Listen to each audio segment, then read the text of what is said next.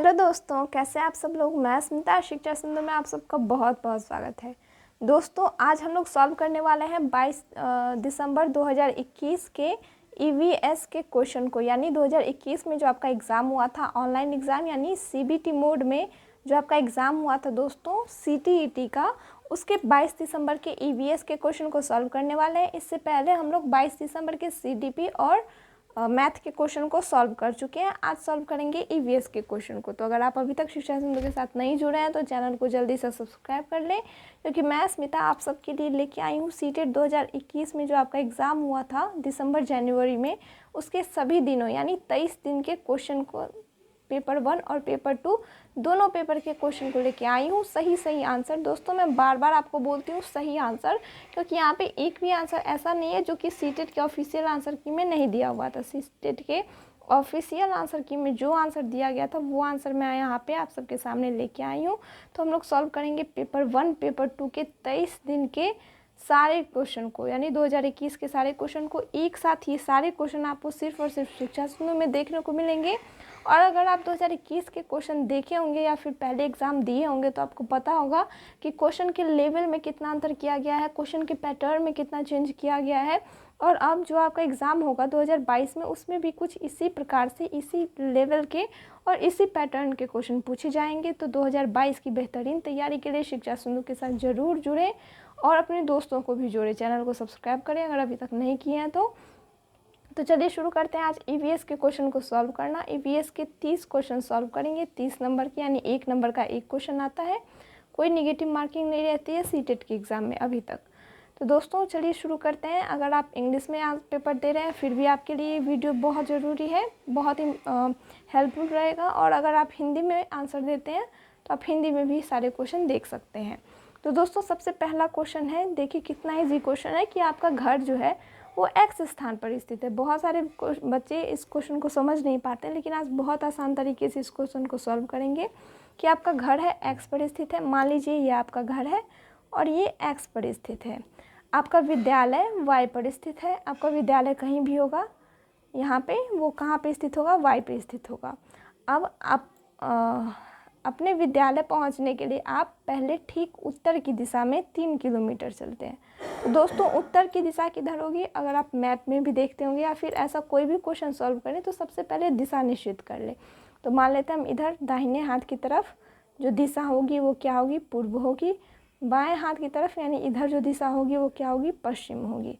फिर ऊपर की ओर जो दिशा होगी वो क्या होगी, उत्तर होगी। और नीचे की ओर दिशा जो होगी वो क्या होगी, दक्षिण होगी। अब क्वेश्चन में दिया हुआ है कि उत्तर दिशा में 3 किलोमीटर जाते हैं, यानी इधर की ओर कितना किलोमीटर जाएंगे, 3 किलोमीटर जाएंगे। तो 3 किलोमीटर चले, मान लीजिए यहाँ पे पहुँचे। फिर यहाँ से क्या करना है, ठीक पूर्व की दिशा में 4 किलोमीटर चलना है। पूर्व किधर है, इधर है पूर्व। तो इधर की ओर फिर से चलेंगे, कितना किलोमीटर, 4 किलोमीटर। ठीक, हम कहाँ पहुँचे, इस स्थान पे पहुँचे। अब वाई पर आपके विद्यालय के सापेक्ष, यानी आप लास्ट में कहाँ पे पहुँचे हैं, अपने विद्यालय पे। विद्यालय कहाँ है, वाई स्थान पे। मान लीजिए इस स्थान का नाम क्या है, वाई है। आप विद्यालय पे पहुँच चुके हैं। अब देखिए क्वेश्चन में पूछ क्या रहा है कि वाई पर आपके विद्यालय के सापेक्ष आपके घर की न्यूनतम दूरी और उसकी दिशा क्रमशः, यानी पहले दूरी भी बतानी है और दिशा भी बतानी है। तो दोस्तों यहाँ पे आपका विद्यालय है और पूछ रहा है आपके घर की दिशा। तो यहाँ भी आप सोचें कि इधर पूर्व है, इधर पश्चिम है, इधर उत्तर है, इधर दक्षिण है। और आपका घर कहाँ है, यहाँ से इस दिशा में है, यानी पश्चिम और दक्षिण के बीच में। तो किस ऑप्शन में आपको दिख रहा है दक्षिण और पश्चिम, सिर्फ एक ऑप्शन में आपको दक्षिण और पश्चिम लिखा हुआ दिख रहा है। तो कौन सा ऑप्शन होगा, ऑप्शन 3 होगा। लेकिन हम दूरी निकालना भी सीख लेते हैं। डिस्टेंस और डिस्प्लेसमेंट आप लोग पढ़े होंगे। ये हुआ डिस्टेंस, ऐसे गया फिर ऐसे गया, और सबसे छोटी दूरी को कहते हैं डिस्प्लेसमेंट, जो कि ये है आपसे विद्यालय से आपसे घर की। तो सबसे छोटी दूरी कैसे निकालेंगे, एक फॉर्मूला होता है दोस्तों, एज इक्वल टू ये 3 किलोमीटर है, इसका स्क्वायर कर देंगे और फिर 4 किलोमीटर का स्क्वायर कर देंगे। 4 किलोमीटर स्क्वायर, इस दोनों के स्क्वायर को ऐड करेंगे तो कितना आएगा, 9 kilometre square is plus 16 kilometre square. आगे सॉल्व करें तो आएगा 25 किलोमीटर स्क्वायर, यानी कितना आएगा 5 किलोमीटर। फॉर्मूला होता है h² = p², यानी ये परपेंडिकुलर प्लस b² यानी ये बेस। इसे रेक्टेंगल मान के निकालते हैं इस फॉर्मूले को। ये फॉर्मूला आप याद रखें, इससे हम लोग सबसे छोटी दूरी या फिर ये निकाल सकते हैं। तो कितना आया 5 किलोमीटर स्क्वायर। ये किस ऑप्शन में है? ऑप्शन 3 में है। तो सबसे सही ऑप्शन कौन सा है दोस्तों? Option number 1। ऐसे ही आप सब पहले दिशा निर्धारित कर लें, फिर क्वेश्चन को सॉल्व करें। नेक्स्ट क्वेश्चन आप लोग देख सकते हैं, इसमें क्या है, प्लेस दिया हुआ है और सबसे ज़्यादा पसंद किया जाने वाला भोजन दिया हुआ है। तो आपको बताना है कि कौन सी जगह पे कौन सा भोजन सबसे ज़्यादा पसंद किया जाता है। हिंदी में भी क्वेश्चन को देखें, स्थान के नाम दिए हुए हैं और दिया गया है कि अत्यधिक पसंद किए जाने वाले भोजन का नाम से मिलाना है। तो सबसे पहला स्थान दिया हुआ है दोस्तों गोवा। तो गोवा में लोग क्या पसंद करते हैं सबसे ज़्यादा? गोवा में लोग पसंद करते हैं नारियल के तेल में बनी हुई समुद्री मछली। यानी गोवा में कौन सा भोजन पसंद किया जाता है? नारियल के तेल में बनी समुद्री मछली। और कश्मीर, यहाँ भी लोग मछली खाना पसंद करते हैं, लेकिन कैसा? सरसों के तेल में बनी हुई मछली। यानी कश्मीर के लोग खाएंगे सरसों के तेल में बनी मछली।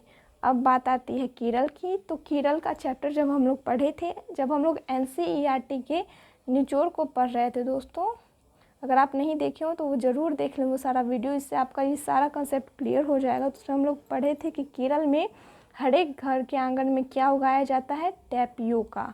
तो केरल के लोग क्या खाना पसंद करते हैं? करी के साथ उबला हुआ टैपियोका केरल के लोग खाना पसंद करते हैं। और हांगकांग के लोग खाते हैं क्या? पकाया हुआ सांप। तो देखते हैं किस ऑप्शन में ये सारा कुछ लिखा हुआ है। तो ए का चौथा इसमें भी है, इन सारे ऑप्शन में है, और बी का 5वां मिलान इसमें है, सी का 3रा और डी का 2रा, यानी ऑप्शन नंबर 4 इसका सही आंसर है। अगला प्रश्न है कि मिर्ची हमारे देश के प्रत्येक भाग में उपयोग होने वाला एक महत्वपूर्ण मसाला है। तो इस मसाले को व्यापारी हमारे देश में कहाँ से लाए थे?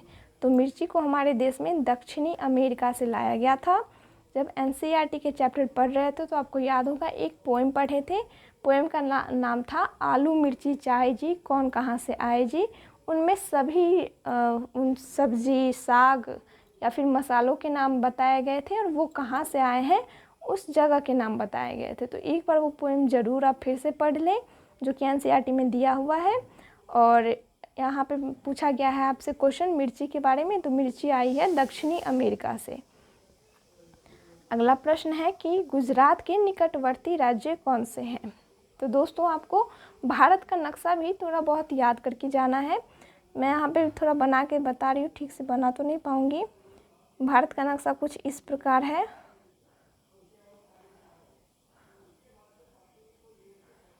कुछ ऐसा है भारत का नक्शा, जिसमें यहाँ पे कौन सा राज्य है? गुजरात है यहाँ पे। तो दोस्तों गुजरात और राजस्थान कुछ ऐसे दिखेंगे आपको भारत के नक्शे में। उसके बगल में आपको यहाँ पे बीच में दिखेगा मध्य प्रदेश, फिर उसके नीचे आपको दिखेगा क्या? महाराष्ट्र। यानी गुजरात के आसपास कौन से राज्य हैं? राजस्थान, मध्य प्रदेश और गुजरात, यानी ये तीनों राज्य हैं गुजरात के निकटवर्ती राज्य। ऑप्शन नंबर 1 इसका सही आंसर था। ये क्वेश्चन आप तभी सॉल्व कर पाएंगे जब आपको भारत का मैप याद होगा। अगला प्रश्न है दोस्तों कि उस पक्षी का नाम आपको बताना है जिनकी आंखें मानवों की तरह सामने की तरफ होती है। इससे पिछले वाले दिन में पक्षी से क्या क्वेश्चन पूछा गया था कि उस पक्षी का नाम बताइए जो कि गर्दन को आगे पीछे करके चलती है। आज पूछा गया है कि मानवों की तरह सामने आँख होती है किस पक्षी की? तो दोस्तों वो पक्षी जिसकी आंखें मानवों के जैसे सामने में होती है, उस पक्षी का नाम क्या है? उल्लू। उल्लू की आंखें सामने में होती है, बाकी सभी पक्षियों की आंखें क्या होती है? बगल में होती है, सामने में नहीं होती है। तो इसका सही आंसर होगा ऑप्शन नंबर 4। अगला क्वेश्चन देखिए कि आपको ऐसे 3 बर्ड का ग्रुप पहचानना है जिसके सारे मेंबर ह्यूमन से 4 टाइम्स ज़्यादा दूर देख सकते हैं। यानी अगर आदमी 2 किलोमीटर देख सकता है तो वो कितना? वो 8 किलोमीटर दूरी तक देख पाएंगे। तो उन 3 पक्षियों के समूह को आपको पता करना है कि कौन से पक्षी इतने दूर तक देख पाएंगे। तो दोस्तों ना ही कौवा इतना दूर देख सकता है, ना ही कबूतर, ना ही तोता। तो कौन से पक्षी हुए? बाज, चील और गिद्ध। ये 3 ऐसे पक्षी हैं जो आदमी से 4 गुना ज़्यादा दूरी तक किसी भी चीज़ों को देख सकते हैं। यानी कौन सा ऑप्शन सही है? ऑप्शन नंबर सेकेंड इसका सबसे सही आंसर है। अगला क्वेश्चन है दोस्तों कि अंडमान के द्वीपों में सुनामी किस वर्ष आई थी? तो अंडमान के द्वीपों में सुनामी आई थी दोस्तों 2004 में। 2004 में जो अंडमान में सुनामी आई थी उसके कारण वहाँ पे करीब 2.5 लाख लोगों की मृत्यु हुई थी सुनामी में। सुमात्रा में ये सुनामी आई थी और 2.5 लाख लोगों की इसमें मृत्यु हुई थी। और जिस दिन सुनामी आई थी उस दिन को वहाँ पे बॉक्सिंग डे सुनामी के नाम से भी कहा जाता है। तो आप याद रखिए 2004 में आई थी, बॉक्सिंग डे सुनामी के नाम से जाना जाता है। और सुमात्रा द्वीप का भी नाम याद रखिए, हो सकता है क्वेश्चन अगला इन्हीं सब बातों में से किसी से पूछ लिया जाए अगले एग्ज़ाम में, 2022 के एग्ज़ाम में। अब आगे फिर एक क्वेश्चन है जिसमें आपको कुछ स्टेटमेंट दिया हुआ है और किसके बारे में? स्लॉथ के बारे में। तो आपको सही स्टेटमेंट चुनना है। तो सबसे पहला क्या दिया हुआ है? स्लॉथ के विषय में कुछ विचार दिए गए हैं, हिंदी में भी देखें। उन विषयों पर विचार करिए और सही ऑप्शन को चुनिए, सही कथन को चुनिए। तो सबसे पहला है कि स्लॉथ लगभग 20 घंटे पेड़ से उल्टे से लटक कर मस्ती से सोता है। तो दोस्तों स्लॉथ 24 घंटे पेड़ से उल्टे लटका रहता है, ना कि सिर्फ 20 घंटे। और उसके बाद फिर क्या दिया हुआ है? यानी ऑप्शन 1 तो इसका गलत ऑप्शन है। सेकेंड स्टेटमेंट क्या है कि स्लॉथ जिस पेड़ पर रहता है उसी के पत्ते खाकर अपना पेट भरता है। ये बिल्कुल सही है और कहीं और जाने की इसे आवश्यकता नहीं होती है। वो जिस पेड़ पे रहेगा उसी के पत्तों को खाएगा और पूरे जीवन में वो करीब 4 बार ही बस अपना पेड़ बदलता है, यानी 4 पेड़ तक ही हो जाता है। यानी 4 पेड़ जाने में ही वो अपनी सारी ज़िंदगी बिता देता है। और ऑप्शन 3 में आप देखिए क्या लिखा हुआ है कि वह केवल 2 पेड़ों पर ही जाता है। यानी थर्ड स्टेटमेंट जो है वो भी गलत है स्लॉथ के बारे में। तो कौन सा ऑप्शन सही होगा? ऑप्शन सही होगा केवल ऑप्शन बी। अगला प्रश्न देखिए। अगला प्रश्न दिया हुआ है कि किसी व्यक्ति ने गांधीधाम से नागरकोइल के लिए 12/10/2021 को ट्रेन के डिब्बों में प्रवेश किया। ट्रेन गांधीधाम से 22:30 बजे, ध्यान दें अगर ट्रेन वाला कोई क्वेश्चन हो, स्टेशन वाला कोई क्वेश्चन हो तो उसमें 24 घंटे की सुई का प्रयोग किया जाता है, घड़ी का प्रयोग किया जाता है। तो 22:30 बजे चली और 2 दिन पश्चात यानी 14/10/2021 को 22:30 बजे नागरकोइल पहुंची।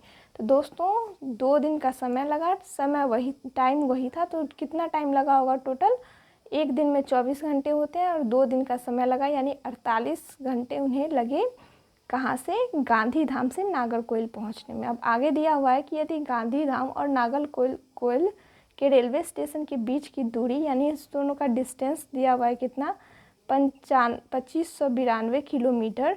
तो इसकी औसत चाल क्या थी? तो चाल निकालने का फॉर्मूला आप सब अगर नहीं भी पढ़े होंगे तो हम लोग इतनी बार ये क्वेश्चन सॉल्व कर चुके हैं कि आपको याद हो जाना चाहिए था कि चाल निकालने का फॉर्मूला क्या होता है? दूरी बाय समय, यानी स्पीड निकालने का फॉर्मूला होता है डिस्टेंस बाय टाइम। तो डिस्टेंस कितना है दिया हुआ है क्वेश्चन में? 2592 किलोमीटर। और टाइम कितना है? हम निकालें कितना? 48 आवर, यानी 48 घंटे। अब यहाँ से आप निकाल सकते हैं कि कितना हुआ? 54 किलोमीटर पर आवर चाल थी। लेकिन ऑप्शन में देखिए कि मीटर पर सेकेंड में आंसर दिया हुआ है। तो किलोमीटर पर आवर को मीटर पर सेकेंड में भी बदलना आप लोग सीख लें कि इसे कैसे बदलते हैं। 54 किलोमीटर को पहले मीटर में बदलेंगे, यानी 1 किलोमीटर में 1000 मीटर, इसलिए 1000 से मल्टीप्लाई करेंगे। और 1 घंटा में 60 मिनट हमें निकालना है किसमें? सेकेंड में। और 1 मिनट में 60 सेकेंड। ऐसे हम इसे बदल सकते हैं मीटर पर सेकेंड में। अब इसे सॉल्व करके आप देख सकते हैं कितना आएगा? 15 मीटर पर सेकेंड समय आएगा, यानी ऑप्शन नंबर 1 इसका सही आंसर है। अगला क्वेश्चन है दोस्तों कि घाना नेशनल पार्क किस राज्य में स्थित है? तो अगर आप अभी के हैं अगर आप घाना नेशनल पार्क की बात करें तो आप सबके मन में घाना शब्द सुनते ही आ जाना चाहिए राजस्थान। राजस्थान में घाना नेशनल पार्क है स्थित, यानी इसका सही आंसर है ऑप्शन नंबर 3। अगला प्रश्न है कि भारी वर्षा वाले क्षेत्रों जैसे कि असम में बहुत ज़्यादा वर्षा होती है, वहाँ पे रहने वाले ग्रामीण लोगों को अपने घर किस प्रकार से बनाने चाहिए। तो दोस्तों मैं बार बार कहती हूँ, जहाँ कहीं भी असम की बात हो तो सबसे पहले आपके मन में बाँस आना चाहिए, क्योंकि असम में क्या कहा जाता है, असम में बाँस को हरा सोना कहा जाता है। तो असम में कैसे घर होने चाहिए, बाँस के बने घर होने चाहिए या फिर बाँस के खंभों पर ढालू छत वाले घर होने चाहिए। वहाँ पे मिट्टी और फूस के घर बनाएंगे तो बाद में तो घर ढह ही जाएंगे। और वहाँ पे सपाट छतों वाले लकड़ी के घर भी नहीं बनाए जाते हैं। वहाँ पे कैसे घर बनाए जाते हैं, बाँस के खंभों पर ढालू छत वाले घर, यानी ऑप्शन नंबर 2 इसका सही आंसर है। अगला प्रश्न है क्वेश्चन नंबर 72 कि घटपर्णी जिसे शिकारी या फिर पीचर प्लांट कहा जाता है को कीट और मेढक को फंसाकर खा जाते हैं, हमारे देश में एक पूर्वी राज्य में भी पाया जाता है। तो दोस्तों हमारे देश में किस राज्य में पाया जाता है ये पीचर प्लांट? तो हमारे देश में एक राज्य में ये प्लांट पाया जाता है जिस राज्य का नाम है मेघालय। दोस्तों ये पौधा जो है वो कुछ कीटों को और मेढकों को क्या करता है, फंसा करके फिर उसे खा जाता है, और यह मेघालय में पाया जाता है। इसका सही आंसर है ऑप्शन नंबर 2। अगला क्वेश्चन है कि एक क्लिनिकल पैथोलॉजी रिपोर्ट है 2 बच्चों की, एक बच्चा लड़का है और एक बच्चा लड़की है, लेकिन दोनों की उम्र क्या है, बराबर है। तो उनमें हीमोग्लोबिन का रिपोर्ट आया है, तो आपको बताना है कि नीचे जो कुछ निष्कर्ष है उनमें से कौन से निष्कर्ष सही है। तो दोस्तों सबसे पहले आपको पता होना चाहिए कि मेल यानी लड़का में हीमोग्लोबिन कितना होना चाहिए उनके ब्लड में। तो उनमें होना चाहिए 13.5 से लेके 17.5 ग्राम, मैं पर लीटर की बात बता रही हूँ, ग्राम पर लीटर। और फीमेल में होना चाहिए कितना, फीमेल में होना चाहिए 12.0 से लेके 15.5 तक। दोस्तों ये डाटा आपको हमेशा याद रखना है, क्योंकि क्वेश्चन में कभी भी कुछ भी दिया जा सकता है, तो आपको सही जो है वो याद रखना है। तो आप यहाँ पे देखिए आरती की आयु जो है यानी फीमेल का कितना होना चाहिए, 12 से लेके 15.5 तक, लेकिन इसमें कितना है देखिए 12 से कम ही है, यानी 10.5 ही है। और नमन जिसमें होना चाहिए 13.5 से लेके 17.5 तक, और उसमें कितना है बस 8 है, यानी क्या है दोनों में कम हीमोग्लोबिन है। तो यानी दोनों क्या हो सकते हैं, रक्ताल्पता यानी अनीमिया जो बीमारी होती है खून की कमी के कारण, उनसे पीड़ित हो सकते हैं, यानी दोनों ही अनीमिया से पीड़ित हो सकते हैं। ऑप्शन नंबर 3 इसका सही आंसर है। अगला प्रश्न है कि अल बरूनी एक यात्री थे जिसने हमारे देश का भ्रमण किया था, उनके बारे में नीचे दिए गए कथनों पर आपको विचार करने हैं और बताने हैं कि कौन से कथन सही है अल बरूनी के बारे में। क्वेश्चन नंबर 74 पे हम लोग, तो आपको सही आंसर बताना है। सबसे पहला है दोस्तों कि पहले देख लें कि क्या क्या लिखा हुआ है। सबसे पहला है कि अल बरूनी ने भारत का भ्रमण हजारों वर्ष पहले किया था।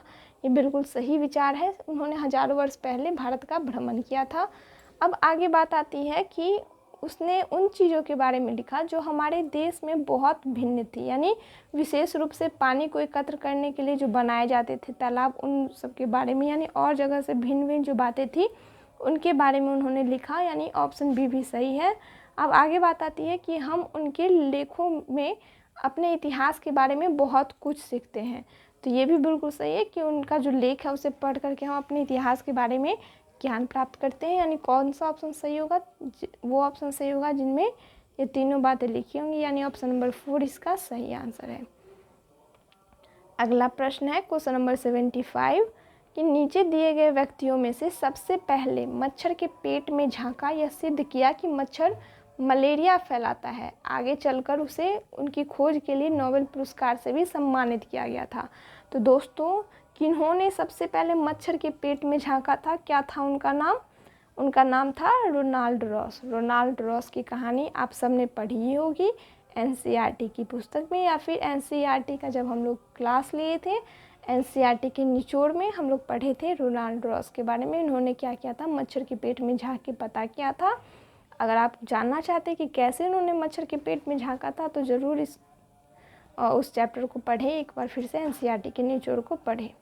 अगला प्रश्न है कि पर्यावरण अध्ययन में प्रकरण के स्थान पर उप विषय यानी थीम गत उपागम को स्वीकार किया गया है। तो दोस्तों पर्यावरण में क्या किया गया है, प्रकरण के स्थान पर थीम का प्रयोग किया गया है। आप सबको पता होगा कि पर्यावरण में कितने थीम है, पर्यावरण में 6 थीम है। कौन कौन से, सबसे पहला है परिवार एवं मित्र, भोजन, पानी, आवास, यात्रा और सबसे लास्ट है हम चीज़ें कैसे बनाते हैं। ये 6 थीम है, तो इनका प्रयोग किया गया है। यह क्यों किया गया है ये पूछा जा रहा है इस क्वेश्चन में।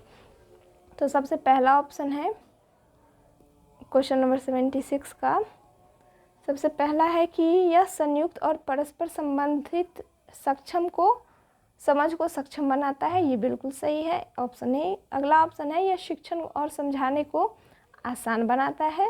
या किसी निश्चित कक्षा की विषय वस्तु को सीमित करता है। दोस्तों ये सीमित करने के लिए बिल्कुल नहीं बनाया गया है।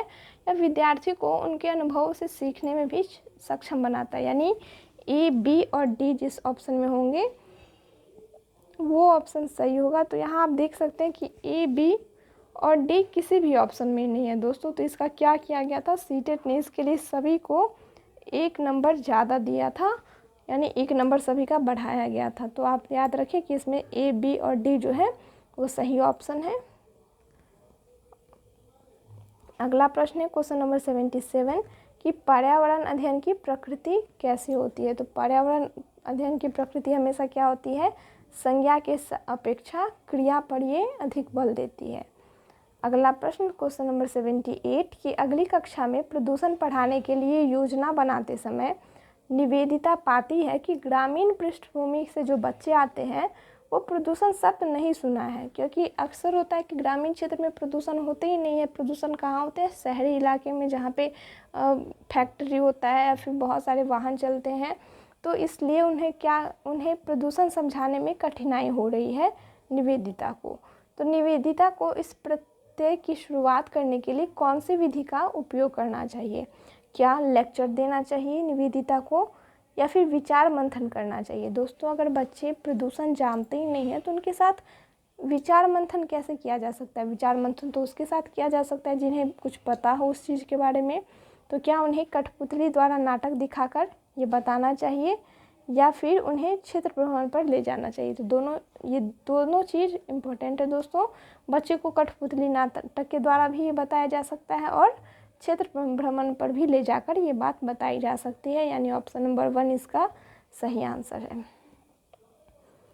अगला क्वेश्चन है कि परिवार एवं मित्र पाठ के पूर्ण होने पर चेतन परिवार एवं मित्र, जो कि मैं अभी थीम में आपको बताई थी कि सबसे पहला थीम का नाम क्या था, परिवार एवं मित्र। तो इस पाठ के पूर्ण होने पर चेतन विद्यार्थियों का इकाई परीक्षण लेने का निर्णय लेता है। तो निम्नलिखित में से कौन सा कथन इस परीक्षण का सर्वाधिक उपयुक्त उद्देश्य है।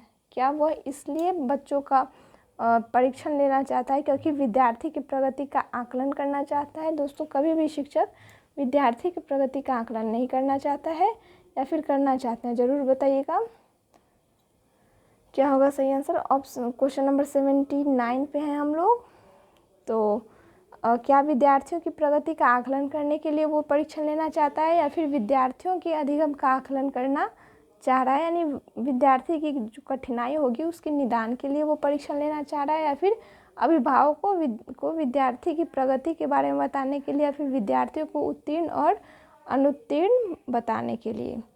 तो दोस्तों कौन सा सही होगा इसका, हमें विद्यार्थी को कभी भी नहीं बताना कि तुम उत्तीर्ण हो या फिर तुम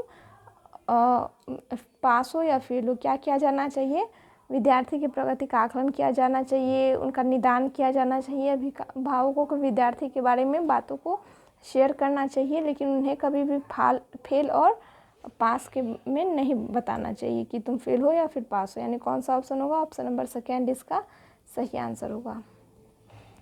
अगला क्वेश्चन है कि विलियम एक शिक्षक है, वो अपनी कक्षा के लिए पक्षी अवलोकन क्लब की स्थापना करना चाहता है। उसे इस क्लब का नेता बनाना चाहता है, यानी वो किस बच्चे को इस क्लब का नेता बनाए वो सोच रहा है।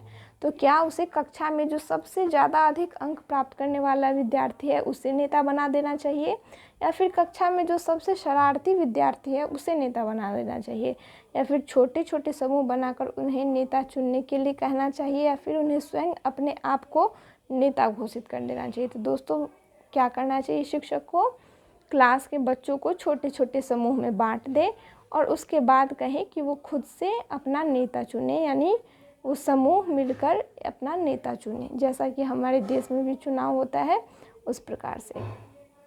अगला प्रश्न है क्वेश्चन नंबर 81 कि भोजन पाठ पर चर्चा करते हुए, भोजन भी एक उपथीम है, आपको याद होगा 6 थीम में से एक उपथीम है भोजन भी। तो भोजन पाठ पर चर्चा करते हुए गुरप्रीत विद्यार्थी से प्रश्न करती है कि आपके परिवार में सबसे बाद में भोजन कौन करता है, या फिर सब्जियां कौन खरीदता है, आपके परिवार में खाना कौन बनाता है। तो वह ईवीएस के निम्नलिखित में से किस मुद्दे पर चर्चा करने का प्रयास कर रही है। क्या वह परिवार के खान पान और आदतों के बारे में जानना चाह रही है, या फिर वह परिवार को एक साथ मिलकर खाना चाह रही है, या फिर परिवार के सदस्यों को भोजन पकाने में भूमिका जानना चाह रही है, या फिर परिवार में जेंडर भूमिका को चुनौती दे रही है।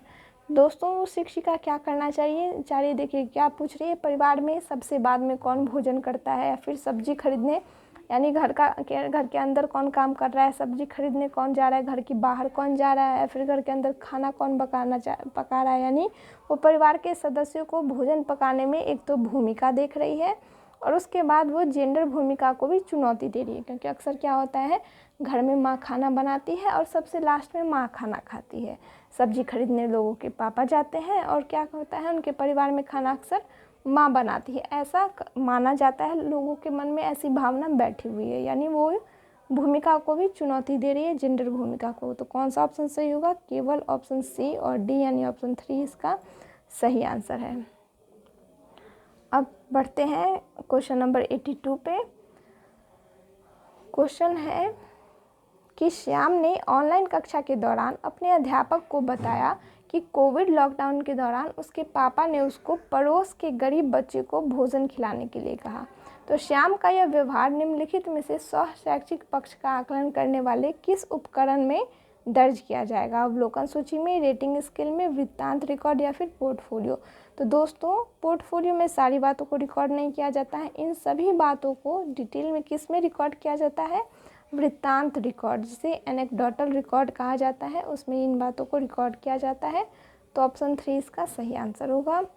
अगला प्रश्न है कि गीता, क्वेश्चन नंबर 83 है कि गीता की कक्षा का एक विद्यार्थी इकबाल दृष्टिबाधित है, यानी वो ठीक से देख नहीं पा रहा है। तो गीता देखती है कि वह पिछले कुछ दिनों से विद्यालय नहीं आ रहा है।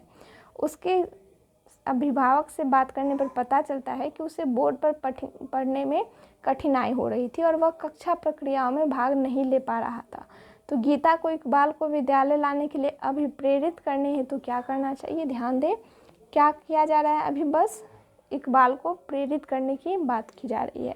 तो उसे घर से पढ़ने की स्वीकृति देनी चाहिए, क्या इससे इकबाल अभिप्रेरित होगा, या फिर उसके अभिभावकों को डॉक्टर से सलाह लेने के लिए कहा जाना चाहिए, या फिर इकबाल को आगे की सीट पर बिठा देना चाहिए।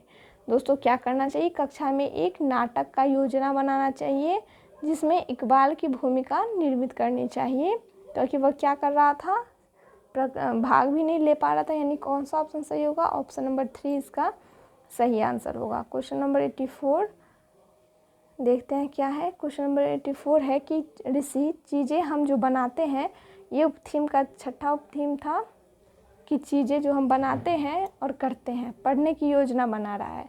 वह रेशम कैसे बनता है इस पर चर्चा करना चाहता है। इसके लिए निम्नलिखित में से कौन सी युक्ति उपयुक्त होगी। तो क्या कक्षा में चर्चा करके इसे बनाया जा सकता है, या फिर विशेषज्ञ वार्ता करके, या फिर वृत्तचित्र प्रस्तुतिकरण करके, या फिर रेशम पालन इकाई भ्रमण करके। तो दोस्तों सबसे उपयुक्त कौन सा होगा, जहाँ पे रेशम पालन किया जा रहा है वहाँ पे उस क्षेत्र का भ्रमण करके, यानी ऑप्शन नंबर 4 इसका सही आंसर है।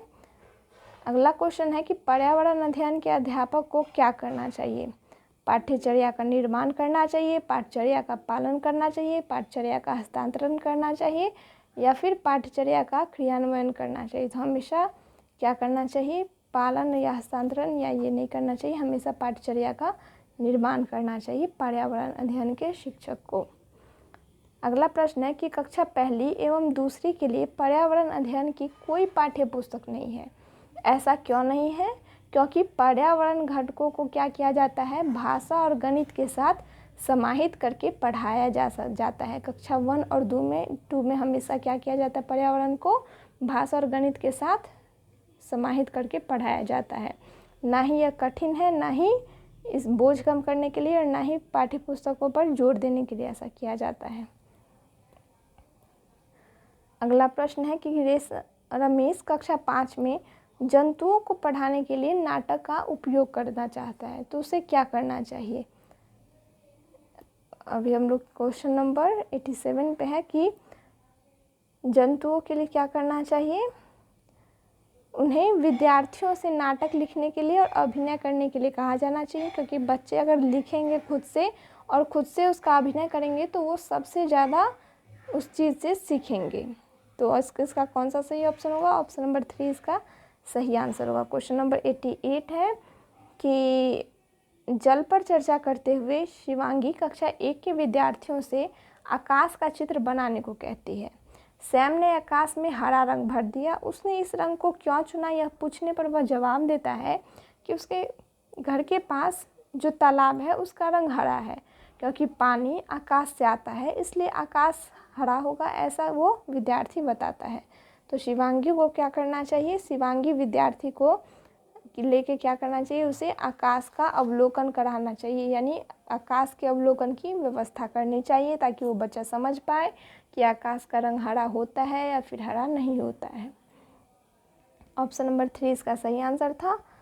और सेकेंड लास्ट क्वेश्चन है कि ईवीएस के रचनात्मक आकलन में अधिगम के लिए आकलन होता है, अधिगम का आकलन होता है, अधिगम के साथ आकलन होता है या फिर अधिगम के बारे में आकलन होता है। तो दोस्तों क्या होता है इसमें, अधिगम के लिए आकलन होता है और अधिगम के साथ आकलन होता है, ना ही असेसमेंट ऑफ लर्निंग होता है एंड ना ही अधिगम के बारे में आकलन होता है। यानी ऑप्शन नंबर 1 इसका सही आंसर है, ऑप्शन ए और सी। और आज का लास्ट क्वेश्चन है कि निम्नलिखित में से कौन सा साधन ईवीएस में रचनात्मक आकलन के लिए उपयोग किया जाता है।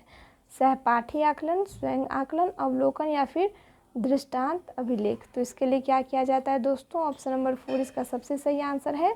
रचनात्मक आकलन यानी फॉर्मेटिव असेसमेंट के लिए क्या किया जाता है, दृष्टांत अभिलेख जिसे एनेक्डोटल रिकॉर्ड कहते हैं, उसका उपयोग किया जाता है। तो यहीं पे ख़त्म होते हैं आज के 30 प्रश्न। कैसा लगा वीडियो ज़रूर बताइएगा। अगर अभी तक चैनल को सब्सक्राइब नहीं किया है तो ज़रूर कर लें। हम लोग ऐसे ही सॉल्व करेंगे सभी दिनों के क्वेश्चन को।